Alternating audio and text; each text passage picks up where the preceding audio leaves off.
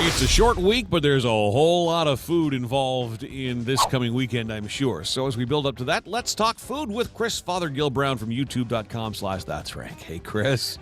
John, we're going to be talking food, but I've got a little bit of beef, or in this case, chicken, that I need to get off my chest here.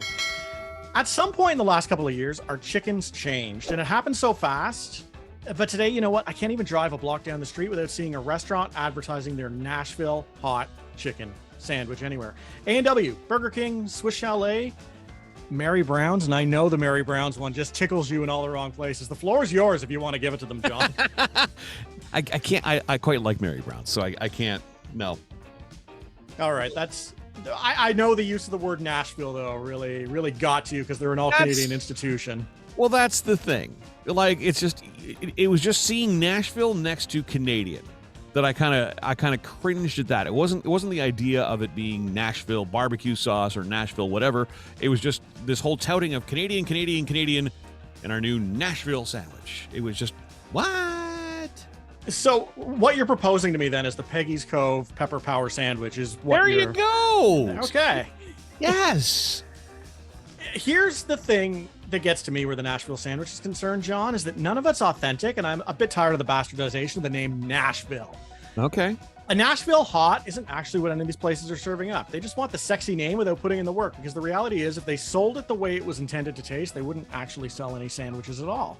Well, then go with the Peggy's Cove name, for crying out loud. I'm with you. So 80 years ago, here's what happened. This dude down in Nashville, he's cheating on his girlfriend all the time. And one morning after he gets home from running around, she's like, you know what? I'm going to show him, and loads up his fried chicken with cayenne to teach him a lesson.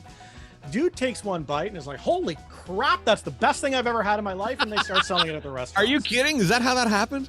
Yeah. So I guess the lesson learned is Funny. that cheating leads to awesome new food. So that's probably the story's moral, I guess, that you're supposed to take away from that. But, Okay. So what's being passed for Nashville chicken? It's just, they're putting hot sauce on chicken. It's about as authentic as anything passed as buffalo. And yeah, I went there, John. If you were to describe what a buffalo sauce was to me, would you be able to tell me what buffalo sauce is? Hot. Right. The story on buffalo sauce is that it was invented by the Anchor Bar back in the 1960s. The owner's son had a bunch of the frat boy friends come in who were hungry, so she fried up the wings that she was going to make for soup, tossed them in some Frank's Red Hot sauce mixed with a little bit of butter, and there you go.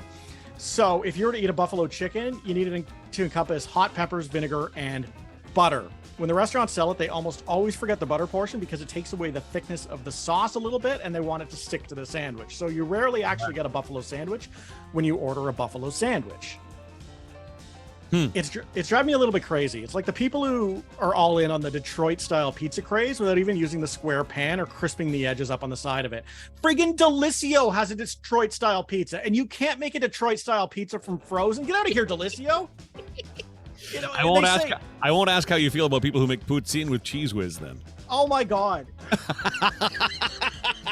Save the whiz cheese for your Philly cheesesteaks. Keep it. No, I can't even, you know. Save the cheese, but leave it at the store. Cheese whiz belongs on nothing. I tend to agree with you, although it does have a special place inside a Philly cheesesteak. It adds the salt component because they don't season their meat. They're weird. They don't put salt on it. Yeah, I do that, but they don't. So, and who am I to tell Philly they've been doing it wrong all the way along? I don't live there. You are Chris Fothergill Brown from youtube.com/That's Rank. That's who. Okay, that's fair. But one more, I was so excited recently to see a local place selling Chicago dogs. And you know what I got? I got a hot dog with ketchup and fries shoved along the side of the bun.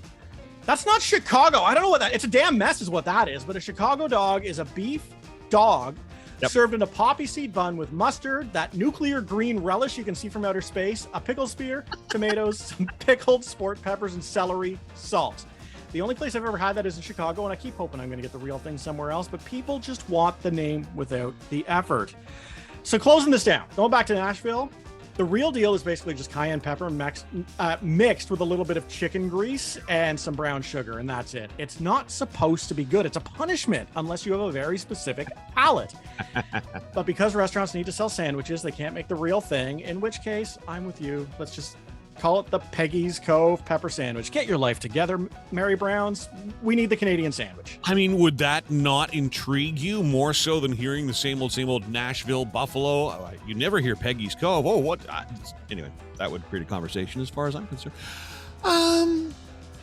Chris Fothergill Brown, always enlightening. Who knew that chicken became a thing thanks to cheaters? The things you'll learn. YouTube.com/That's Rank.